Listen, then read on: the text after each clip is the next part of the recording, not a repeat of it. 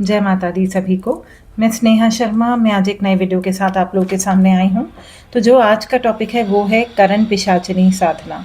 ये वही टॉपिक है जो कि बहुत ज़्यादा यूट्यूब पे चला हुआ है। लोग इसके बारे में बहुत ज़्यादा इंक्वायरीज़ करते हैं और मेरे पास मोस्टली जितने भी लोग यूट्यूब से आ रहे हैं वो अक्सर मुझसे आके पूछते हैं कि करण पिशाचिनी साधना कैसे कर सकते हैं, उसका क्या सच है। और अक्सर ये भी सुना गया है कि करण पिशाचिनी साधना जो है वो बैकफायर करती है।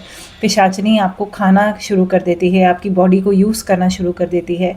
तो पूरा सच क्या है आइए जानते हैं।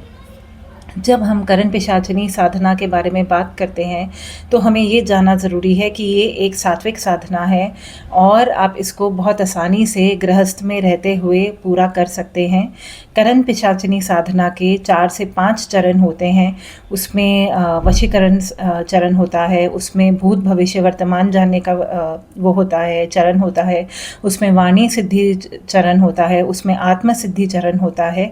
तो इन सब चरणों को हम आराम से घर पे बैठ के एक गृहस्थ सात्विक साधना की तरीके से हम कर सकते हैं।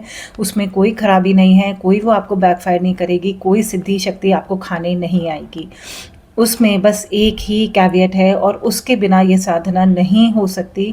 आप चाहे जो मर्ज़ी कर लीजिए, जितनी मर्ज़ी साधना कर लीजिए, लेकिन गुरु के आदेश के बिना, गुरु के निरीक्षण के बिना, गुरु दीक्षा के बिना आप करण पिशाचिनी साधना जो है हम नहीं कर सकते। गुरु का होना बहुत बहुत ज़रूरी है करण पिशाचिनी साधना के लिए। हम पिशाचिनी की साधना कर रहे हैं जो कि एक बहुत सात्विक साधना है, लेकिन हमें भूलना नहीं चाहिए कि हमारी बॉडी उसके लिए तैयार नहीं होती है। उसके लिए माध्यम गुरु होना बहुत ज़रूरी है। तो जब हम गुरु के बारे में बात करते हैं तो हम मतलब ये ऐसा क्यों?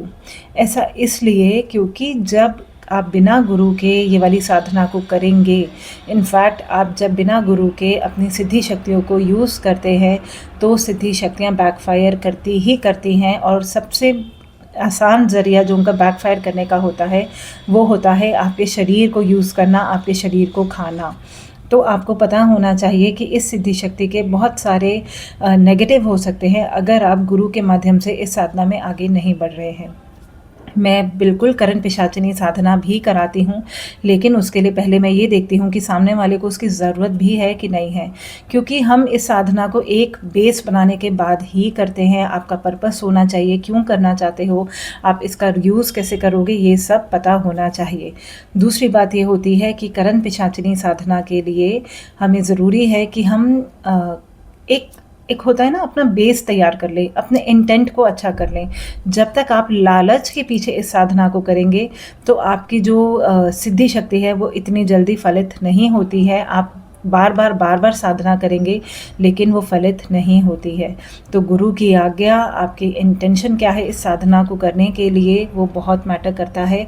आपने अपना पहले कितना बेस तैयार कर लिया है वो भी मैटर करता है।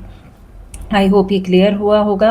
तो करण पिशाचिनी साधना बहुत सात्विक है, गृहस्थ कर सकता है, कोई दिक्कत नहीं होती है। आप इसे अमावस पे शुरू कर सकते हैं, पूर्णिमा पे शुरू कर सकते हैं, आप इसे नवरात्रि में कर सकते हैं, नवमी पे कर सकते हैं, अष्टमी पे कर सकते हैं, होली, दिवाली, जितने भी अच्छे दिन होते हैं हमारे हिंदू पंचांग के अकॉर्डिंगली आप करण पिशाचिनी साधना को उस दिन पे स्टार्ट कर सकते हैं। करण पिशाचिनी साधना के 5 चरण होते हैं, सबके अलग अलग ड्यूरेशन होती है, सबका अलग अलग पर्पस होता है। अब ये आपके ऊपर है कि आप कौन से चरण में करना चाहते हैं, आपका पर्पस क्या है। लेकिन गुरु आज्ञा के बिना, गुरु के सानिध्य के बिना, एक गुरु के बिना आप ये साधना नहीं कीजिएगा। वो जो बैकफायर करती है, जो आपके शरीर को खाती है, वो तभी होता है जब आप बिना गुरु के उस साधना को करते हैं। आई होप ये क्लियर हुआ होगा। अगर कोई और भी क्वेश्चन है तो do comment and I will definitely reply. फ़िलहाल के लिए जय माता दी।